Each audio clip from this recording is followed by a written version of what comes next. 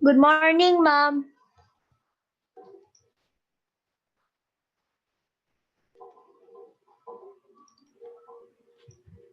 Good afternoon. Good afternoon, ma'am. Good afternoon. Happy New Year.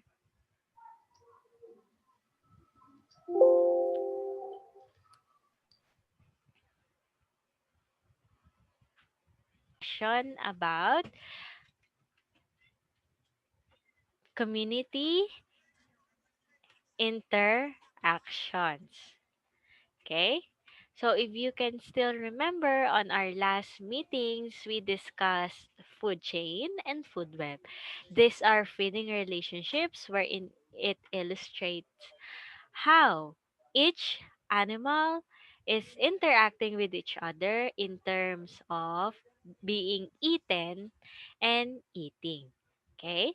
So as we continue, community interaction is somehow the same concept as food chains and food webs are. It's just that we are going to give the proper scientific terms in order to call them.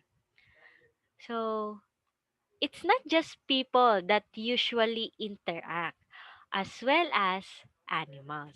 When we say community, we are referring to many different species. Is it an owl, a caterpillar, a flower, so on and so forth?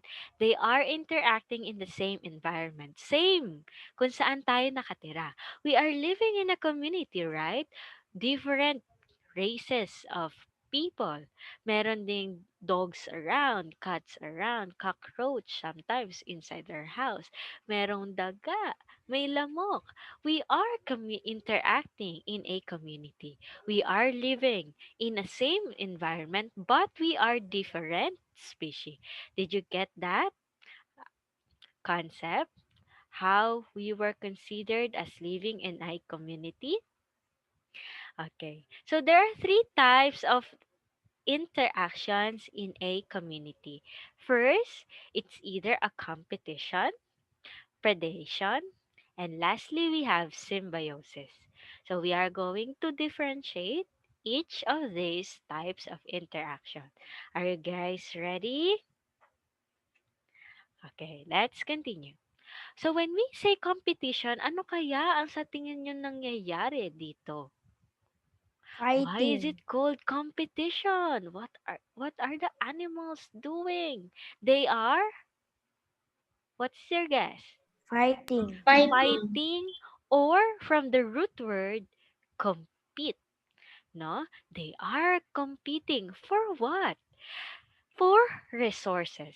In a community interaction such competition, animals need to fight for water, nutrients, light, and food. Not just animals, but even plants. No, they are doing competition. Why? Because it was due to a limited number of resources available in an environment. So we have two types of competition. If organisms on the same species, for example, both of them are kangaroos. Ang tawag doon, intra-specific competition. They were belong on the same species competing for resources. But if the kangaroo will fight another animal, they are doing interspecific competition because each of them belongs to different species. But still, they need to compete for either water, nutrients, so on and so forth. Is this one Clear po? Naintindihan po what is the difference between intra-specific and interspecific competition? Okay? So, just answer if it's intra or inter. Different species, intraspecific or interspecific? Inter. Interspecific. Same species, intraspecific. Very good. Next, we have this exclusion principle that no two species can occupy the same niche or ecological role in the same habitat at the same time.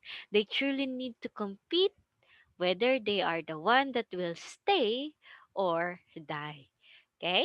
Next. If we have competition, we also have predation. In predation, organism captures and feeds on another organism. It involves two roles. If you are the one that is hunting your food or other animals, you are considered as the predator.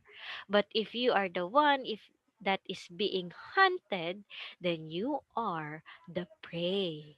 Predators are usually bigger and stronger compared to the prey. If you are going to observe the illustrations given in my presentation, the cat like animal there is bigger than the rabbit, which is the prey, because it is the stronger one. Okay, and prey is the weaker one. So they come usually in different species, but however, predation can also manifest among the same kind of species. Kagaya niyan, magkaiba sila ng species. Yung isa rabbit, yung isa parang it belongs to the cat family. But on the predation sa ating right side, both of them were aquatic organisms. Okay? So, another example, if you um, meron tayo yung sharks, no? They are eating smaller fishes. Sharks are bigger organisms. That's why they are the predators, while the smaller ones, they are considered as the prey because they are the weaker and smaller ones. Next, we have this what we call the symbiosis. If the relationship or the interaction is considered as symbiosis, it refers to the relationship where the two species they are living closely together, truly closely together. Unlike the predation and competition, they tend to meet by chance, no, in order to do the competition and then predation. But here in symbiosis, both of them were originally living now closely together. It can be mutualism, commensalism, or parasitism. So, what is the difference between the three? If the relationship is mutual, both species are being benefited from the relationship. For example, this one. The clownfish is living in a sea anemone. The clownfish is receiving protection and a home from the sea anemone while the sea anemone is being fed on undigested food from the fish. So yung waste, yung mga poop, ganon, ng clownfish, yun ang kinakain ng ating sea anemone. So the sea anemone is giving home and protection to the fish, while the fish is giving food to the sea anemone. Both of them are being benefited from the relationship. Another example, the crocodile and a cleaner bird. The crocodile, the parasites are being removed from its body while the cleaner birds are having a feast because the parasites are the food of the cleaner birds. So again, both of them are being benefited from the relationship. Pag sinabi nating mutual, the same. parehas tayo na may benefits sa ating relationship. Paano naman kapag commensalism? Pag commensalism, not both organisms are being benefited. Yung isa lang ang nagkakaroon ng benefit. But, what will happen to the other one? Walang nangyayari. The other one is not being affected at all. Neither help nor harm. Nandun lang siya. Okay? Kagaya ng barnacles living on the whale's body. The whales are not being harmed nor benefited at all. Wala lang, nandun lang siya. Barnacles are the one being benefited well because they are eating the leftovers na mga algae. When the whale go to a certain area in an aquatic ecosystem wherein they can capture a lot of food which are mga planktons, algae, ayan. So yung mga tira-tira, barnacles ang kumakain nun. The scientists are still, in discovery how barnacles originally started to live on a whale's body.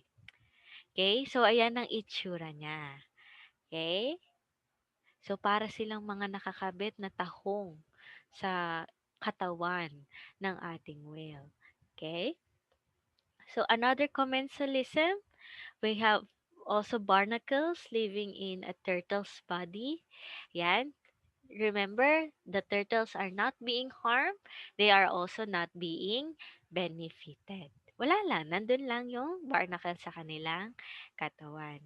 And lastly, we have parasitism from the root word parasite.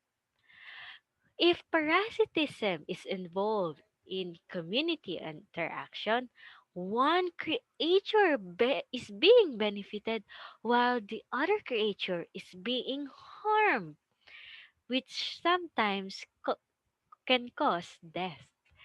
There is two types of parasitism that can occur, okay, in each organism. If the parasite is inhabiting inside the organism, for example, yung bulate natin, sa loob ng tiyan, that is called endoparasitism. From the word endo means inside. For example, the tapeworm feeds within a human's intestine, absorbing his or her nutrients. This one is a clear picture of tapeworm in a microscopical view. So, ang ginagawa nila, they are eating the intestine of human. Okay? Tapos, ina-absorb nila yung nutrient. They are, inaagaw nila. They are stealing the nutrients from for supposedly the human body, but because they are parasites, no? They are the one being benefited and the human body is being harmed. Okay? The parasite here is the tapeworm, while the host, no, it is the one being harmed is human body.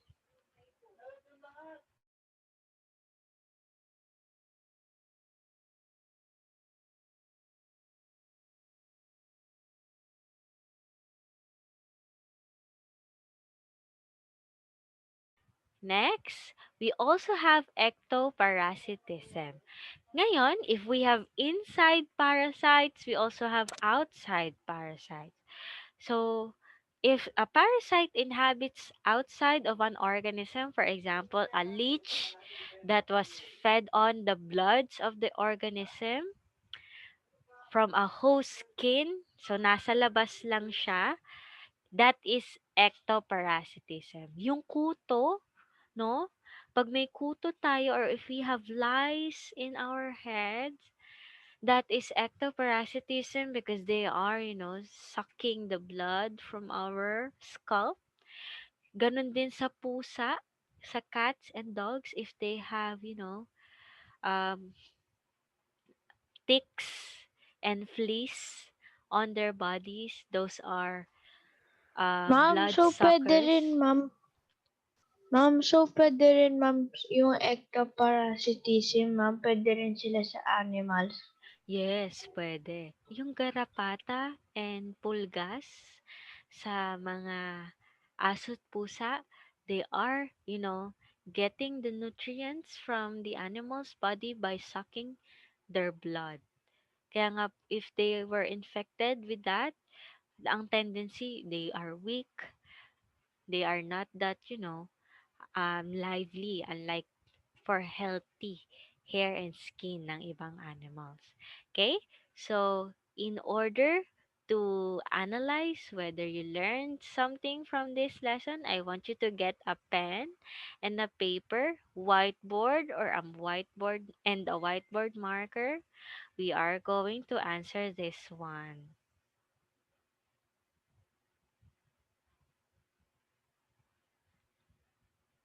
What is a community? According to what you've learned from today, name the three types of community interaction. Where do organisms usually compete? How do predators and prey interact? Ano yung tatlong symbiotic relationship? Paano nagkakaiba yung... okay. 1 to 5 lang. Masyadong maraming 1 to 6. Sige, 1 to 5 lang. Okay? You may start answering now. Any question before you answer? Meron bang gustong i-clear? Okay, kaya po, kaya?